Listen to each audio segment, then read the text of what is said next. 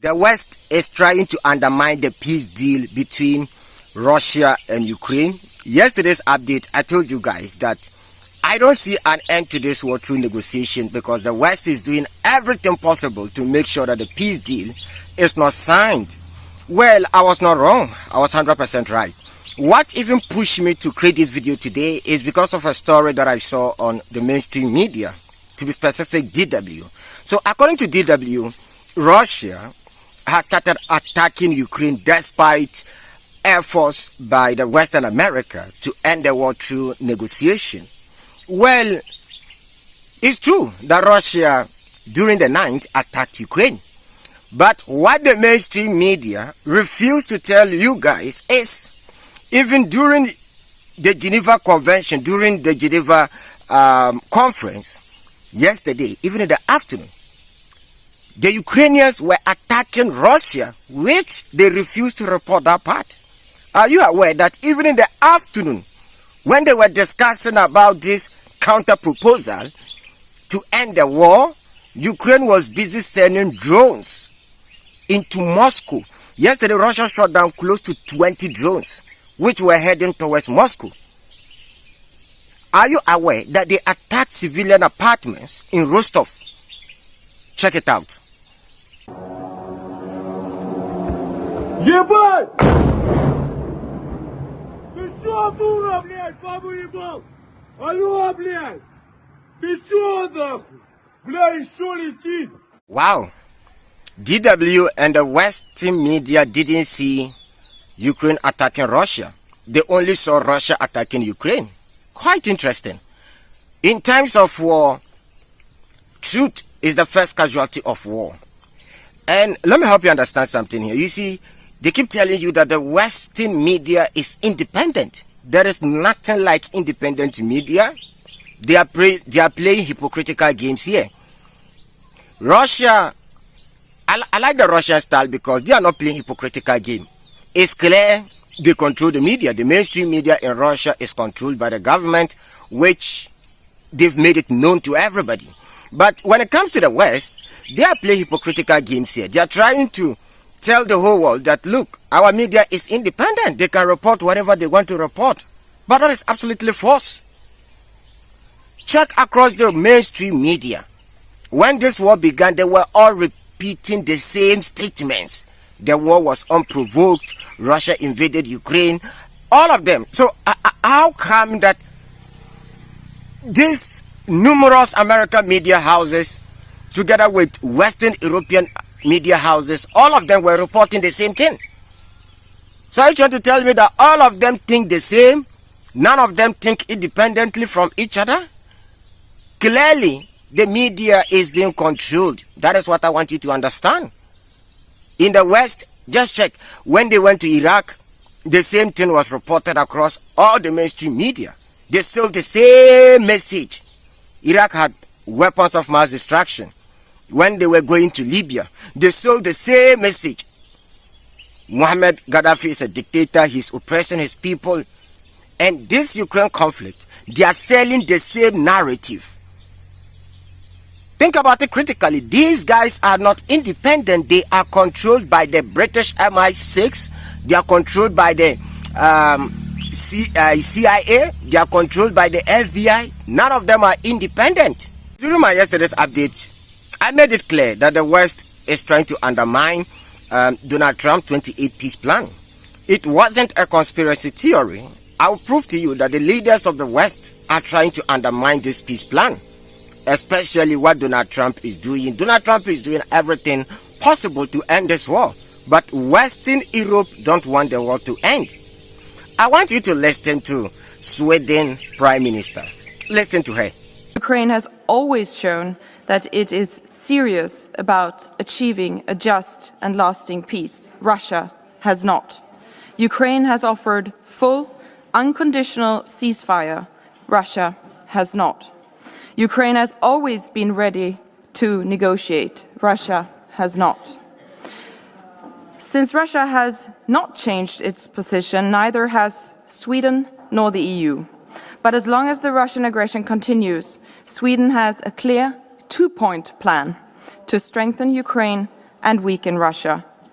This summit also allows us to once again establish some basic facts. Crimea is Ukraine. Donetsk is Ukraine. Luhansk is Ukraine.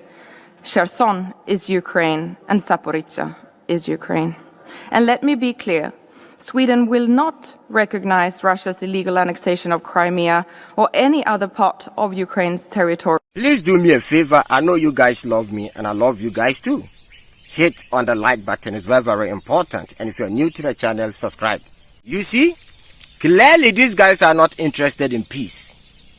They are still fixated on defeating Russia. That is what these guys are still fixated on. Clearly, they are not ready for peace.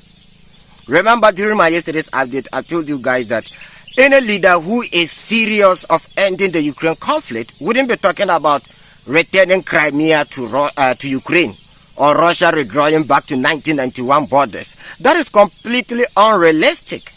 Do you think Donald Trump is dumb? Why didn't the American delegation include Russia returning back to 1991 borders? Because they know very well that it is not realistic. Why is Western Europe trying to make it look like this is new? When Western Europeans won against, the Germans in First World War, didn't you guys go after German territories? No, just recently when you bombed Yugoslavia and divided it into two, made half Kosovo, half Serbia. Have you guys forgotten what you did in Yugoslavia just recently? Annexing other territories. If it is a crime, then you started it. Yeltsin did warn America when they started invading Yugoslavia. He told them that what you are doing is going to lay a precedence for other countries to follow. And here we are. It is Western Europe who taught the Russians how to annex territories, because we were the first people to do this after the collapse of the USSR. Now, I am going to pick these EU leaders one by one and prove to you guys that they don't want peace. Clearly, you heard from Sweden Prime Minister, right? Now, let's go to Britain. Keir Starmer is against America slashing down the Ukrainian army to 600,000 troops. Remember in my two previous updates, I told you guys that the United States suggested that Ukraine should slash their army to around 600,000. And UK is against it. If Ukraine maintain an army of around 600,000, note, that would be times 5 or 6 bigger than UK's army. But the UK is saying that no, Ukraine should be armed more. Ukraine should be allowed to have any amount of troops that they want. Now, the Russian intelligence service came out and explained into details why the UK is so fixated on, making sure that this peace plan don't work out. Now, this is not according to me. According to Russian intelligence service, the UK is struggling economically, but they are making a lot of money from Ukraine through the defense industry, right? So, you see, some of these loans that they approve in the European Union to give to Ukraine, some of this money goes to the defense industry within Europe. So, this money is not always given to Ukraine. So, if you hear Europe saying that they are going to give Ukraine $60 billion, not all the $60 billion is going to Ukraine. Some will remain within the European countries for the defense industry. So the UK gets a lot of money from EU to produce weapons for the Ukrainians. So they are making a lot of money from Ukraine. And that is why these guys are not ready, or they don't want the war to end. This is according to Russia intelligence service, not me. So yesterday, I was asking where is little Napoleon? Because I was surprised that during the Geneva conference, when many European leaders were talking, I didn't see little Napoleon. Well, little Napoleon didn't disappoint me. So, little Napoleon claims that after a ceasefire is achieved, or after they sign the peace agreement, Europe would deploy troops to Ukraine. Mainly, these are going to be NATO troops. Turkey troops will be there. UK troops will be there. France troops will be there. And American troops will also be there. So basically, this is going to be deployment of NATO troops to ensure that the peace agreement is being achieved by both sides. So NATO troops are going to be the mediator between the Russians and Ukrainian side. You see why I'm telling you guys that these guys are not serious. You want to deploy NATO troops ahead of the peace plan. No, I don't get it. Why are they fighting in the first place? Remember, one of the core reasons why these guys are fighting is because of this whole NATO troops on Russian borders. Basically, these guys, I don't get it. I don't know how to explain the whole thing. I mean, how can you achieve peace by deploying NATO troops in the name of peace? Clearly, this is obvious that the Russians are not going to accept this. You don't need a prophet or a political scientist to tell you that this doesn't make any sense. Smart little Napoleon anticipated that obviously a lot of people are going to question this decision. They are going to say that it is NATO troops in Ukraine. So he decided to play a smart game here. He added that it is not going to be NATO troops, but these troops are going to come from coalition of the willing. So these troops will be deployed through coalition of the willing and not through NATO. But, dear little Napoleon, it is quite obvious that these are going to be NATO troops because all the countries you mentioned are NATO countries. So what difference does it make at the end of the day?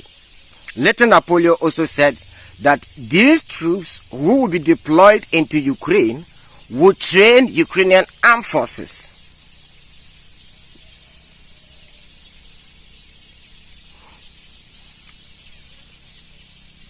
I just don't get it. Remember, the main objective of Putin in this war is demilitarization of Ukraine. So you want Russia to accept that you will train Ukrainian troops, arm them, expand their army in the name of peace, and you think that Russia is going to accept these demands.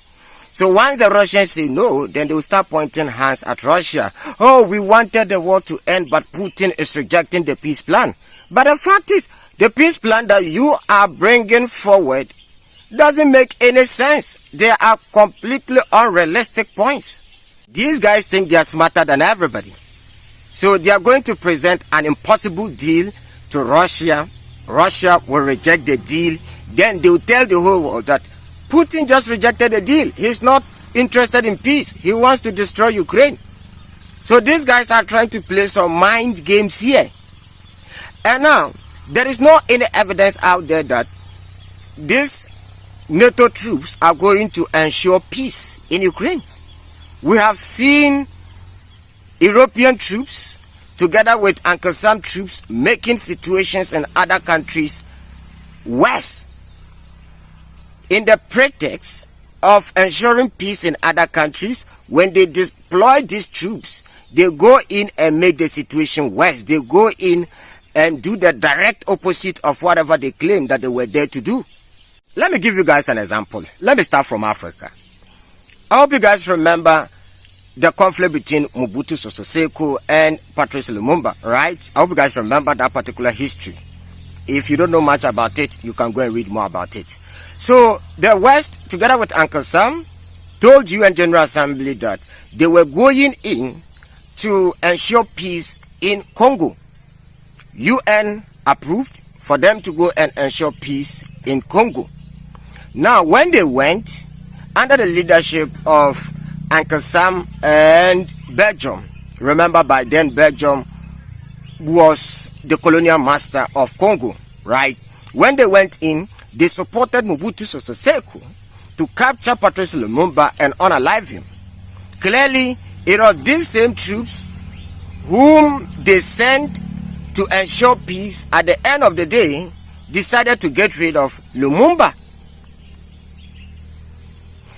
I'm not going to go far. just in 2011 or so in Libya. Remember, under the pretext that Uncle Sam and the West was going to protect Muammar Gaddafi and ensure peace in Libya, these same NATO troops went there, bombarded Muammar Gaddafi palace day and night. These are the same guys. Remember, they always tell the world that they are going in to ensure peace. At the end of the day, they go in and do the direct opposite of whatever they claimed that they were going there to do. So looking at this historical evidence, Emmanuel Macron and his European allies claiming that they would deploy troops into Ukraine to ensure peace, I don't think these guys are going to ensure any peace in Ukraine. Today, look at the condition of Libya. Libya was the richest country in Africa. In the name of democracy, in the name of sending NATO troops to ensure peace in Libya, got rid of Muammar Gaddafi, and this has created a power vacuum in Libya. And now warlords are competing for power. I still remember this. I will never forget Obama's statement. Obama said Libya is free forever. And here we are. Look at how peaceful Libya is today. In the name of democracy, in the name of sending European troops to ensure peace. Look at what you did to this country. Even the DRC, the richest country in terms of mineral resource on the continent of Africa, is one of the poorest countries on the continent of Africa. All in the name of democracy and ensuring peace. Lumumba didn't stay in power for long, but whatever Lumumba achieved and did for the DRC, there is no precedent in the history of Congo to replicate whatever Lumumba did for Congo. There is no leader. So just imagine if Lumumba was allowed to rule Congo for just 20 years. Do you know where Congo would have been by now? And that is why I advocate for all African leaders who are trying to rebuild their country, not to do it alone.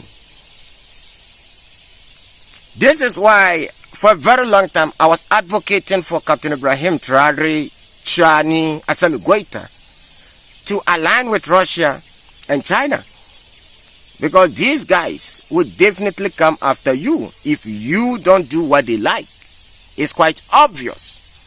I have said it and I repeat it again, that all leaders who want their true independence shouldn't do it alone, because you will never succeed. Remember, at a point, Lumumba was asking for Russian help. But it was too late. Before he started begging Russia, when he started asking for Russian support, it was too late. Already the Europeans had already captured him. And that is why there is Patrice Lumumba statue in Russia, right? The Russians have a history of not involving in any country's affair unless you invite them. If you don't invite them, they won't come. So Lumumba realized his mistake and he decided to move towards the Soviets. But it was too late. But Kwame Nkrumah was quite smart. He knew this right from the beginning. You know, Nikita, he was a very close friend of Nikita. Then, you know, the Red Army was deployed here. In fact, Kwame Nkrumah would have died long time ago if not for the support of the Russians. So I gave you guys all these examples to help you understand that these guys don't ensure peace anywhere they go. They rather make the situation much worse. Let me even add this. Burkina Faso, Mali, and Niger. Remember, France deployed troops to ensure peace in the Sahel. But after France deployed these troops to ensure peace in the Sahel, the whole situation became worse. In fact, thousands of people were losing their lives in the Sahel under the watch of France. The same people who came in the name of stabilizing the Sahel. At the end of the day, the situation was critical and far worse even than before they even came in. So in conclusion, there is no evidence that these guys will make the situation in Ukraine better. But history has taught us what these guys do whenever they claim they are going to save some people or ensure peace. That is quite clear, and I think I've given enough examples for you guys to understand this. Yes, thousands of people will watch this video, but a few will watch till the end. And those of you who watch this video till the very end, you are my real supporters, and I really appreciate each and every one of you, your supporter. Let us separate the men from boys. If you watch the video to the very end, you know what to do already. Type Timo360 in the comment section, and this will help me know those of you who watch the video to the very end. Thank you very much once again. Wes, can't describe my appreciation. Shalom. See you guys in the next episode.